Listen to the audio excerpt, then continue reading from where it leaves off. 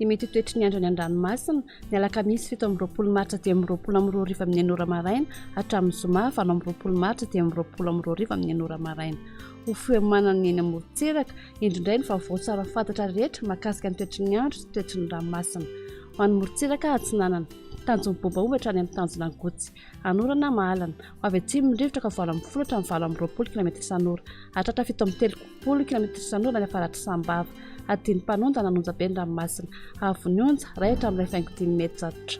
tanjona gotsy hatrany manoro anorana mahalana avy atsimo ny rivotra ka aussi hatramin'ny 20 km isan'ora hatratra 20 km isan'ora indraindray adiny mpanonja ny ranomasina avy onja anodidina 2 metatra manoro hatrany taolanaro andraona amin'ny tsitokotoko na hibalika amin'ny masoandro avy atsinanana amin'ny akapobe ny rivotra ka aussi hatramin'ny 20 km isan'ora adiny mpanonja nanonja-be ny ranomasina avy onja ray hatramin'ny 5 metatra taolanaro hatrany amin'ny tanjona vohimena hibalika amin'ny masoandro avy atsinanana ny rivotra ka aussi hatramin'ny 20 km isan'ora adiny mpanonja nanonja-be ny ranomasina avy onja anodidina ny ray 5 metatra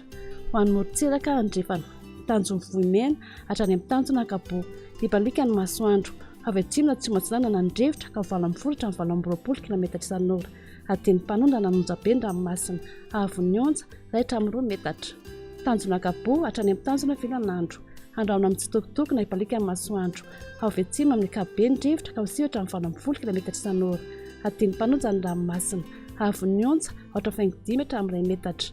tanjona filanandro hatrany analalava andorona tandrivindraona ny alina avy atsimo ny rivotra ny maraina ka aussi 10 km isan'ora ho avy avatra ny tolakandro ka aussi 10 km isan'ora ho tony ny ranomasina avy onja ho latsaky ny ohatra 20 metatra